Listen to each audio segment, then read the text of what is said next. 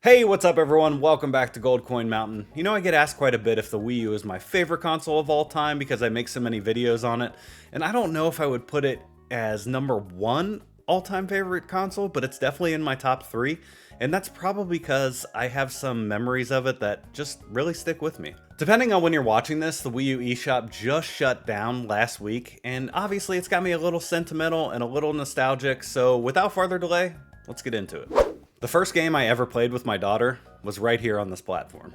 She was only about 5 years old when I got the console, and she had interest in games. So a lot of times she'd just sit there and watch whatever I was playing, but the one game she found really interesting was Scribblenauts Unlimited, which I think is a super underrated game anyway. And in case you don't know, you play as Maxwell, and he has a magic notebook that he can write whatever he wants in, and the object, person, or animal will appear in-game. For instance, say you need to put out a fire. So you type in fire truck, and boom, a fire truck drops down and you save the day by extinguishing the fire. Now, when you're playing this with a 5-year-old, of course their mind runs wild with ideas. A flying zebra, an ugly princess, or, just something that explodes everything on screen because, well, kids are psychopaths. But really, the ideas are more or less endless. Since 5-year-olds are still working on their spelling, I would use the gamepad and type in the words she'd think of while sounding it out with her. It's actually a really effective way to help teach them. Who says video games can't help you learn? But all in all, it's just a really cool experience, and it's something I'll always remember, and it holds a special place in my heart. Even when she thought it was funny to have a dinosaur eat everyone on screen. The first game I ever played with my son was also right here on the Wii U.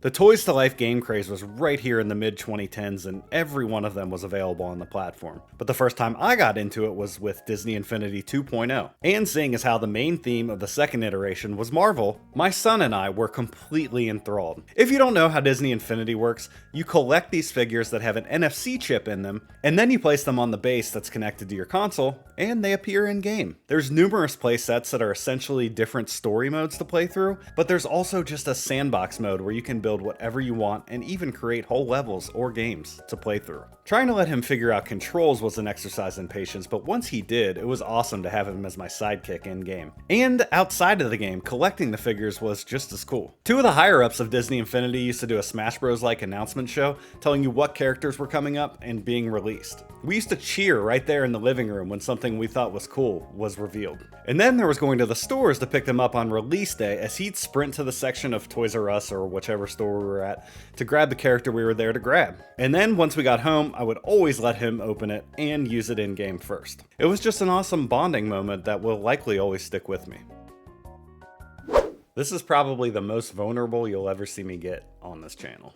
Like a lot of others, I struggle with anxiety.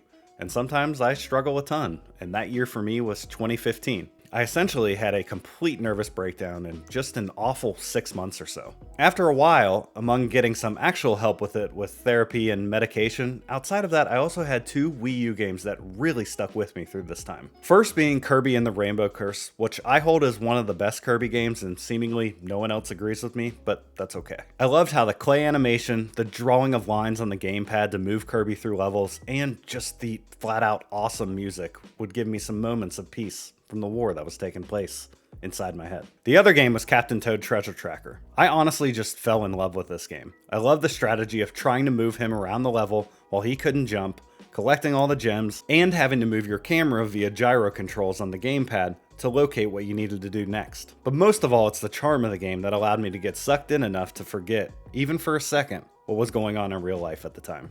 I 100%ed the game twice on the Wii U and again when they released it for the Switch. In pretty much every Nintendo Direct, I hope to be surprised with a sequel. No such luck yet, but I'll always have the memory of both of these games on this console, helping me through a very tough time in my life. So as you can see, I remember this console and its games fondly for many different reasons, and I think you guys do too, as my Wii U and present day videos are some of the best performing on my entire channel. I would love if you could let me know what some of your guys' memories are down in the comments below. Also, if you guys haven't already, please like, share, subscribe, all that fun stuff. But other than that, thank you guys so much for watching, and I'll see you next time.